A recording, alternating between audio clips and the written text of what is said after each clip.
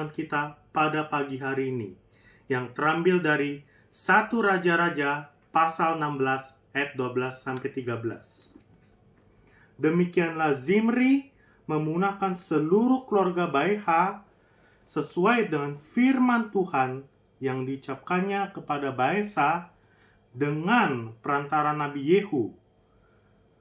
Oleh karena segala dosa yang telah dilakukan Baesa dan Ela, anak-anaknya, yang mengakibatkan orang Israel berdosa pula, sehingga mereka menimbulkan sakit hati Tuhan, Allah Israel, dengan dewa-dewa kesia-siaan mereka. Renungan pagi ini saya beri judul Dosa dan Pemulihan. Dari nats yang sudah kita baca tadi, bahwa kita melihat Raja Ela sebagai raja bangsa Israel pada zaman Asa, Raja Yehuda dibunuh oleh pegawainya, yaitu Zimri. Dan Zimri juga diperkenankan Tuhan untuk membunuh seluruh keturunan Baesa yang merupakan ayahnya Zimri. Ini bisa kita baca di ayat 10. Ini adalah merupakan buah dosa yang dilakukan oleh Baesa dan Ela, yaitu penyembahan berhala atau dewa-dewa kesia-siaan mereka.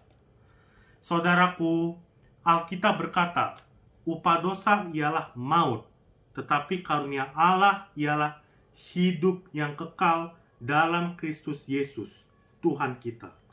Mari kita menjauhi berbagai dosa, yaitu cinta akan uang yang membuat kita menduakan Tuhan, kesombongan, iri hati, benci, menyampaikan berita tanpa mengecek kebenaran sehingga menimbulkan fitnah dan gibah, berzina, mencuri, dan lain-lain sebagainya.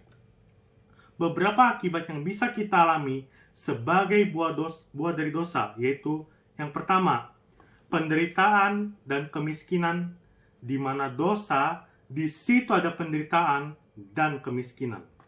Walau tidak selamanya kemiskinan diakibatkan oleh dosa.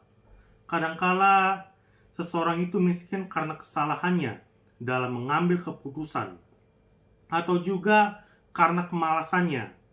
Mungkin banyak juga orang yang berbuat dosa, tetapi mempunyai kekayaan yang banyak dalam hal materi yang banyak, tetapi yang kita maksudkan dengan kemiskinan di sini adalah kemiskinan yang berhubungan dengan rasa damai, rasa ketenangan, dan rasa sukacita.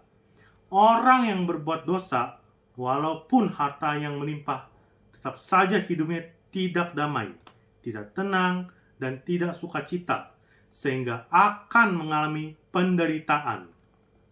Yang kedua, kehancuran dan neraka. Orang yang berdosa selalu merasa dikejar-kejar oleh dosanya, sehingga selama hidupnya merasakan suasana neraka atau tidak tenang sebelum tiba pada neraka yang sesungguhnya. Banyak orang muda hancur masa depannya karena dosa yang diperbuat. Firman Tuhan yang kita baca pagi hari ini dapat kita pelajari bahwa turun-temurun, mulai dari ayah Baesa, kemudian Ela, semua melakukan dosa, sehingga keturunannya semua habis, yang merupakan buah-buah dari dosa yang awalnya menyenangkan, tetapi pada akhirnya menyakitkan. Sebagai orang percaya, kita tahu bahwa kasih karunia Tuhan akan menyelamatkan kita. Oleh karenanya, jangan menyerah, jangan putus asa, dan jangan kecewa. Pemulihan pasti akan terjadi kalau kita mau bertobat sungguh-sungguh.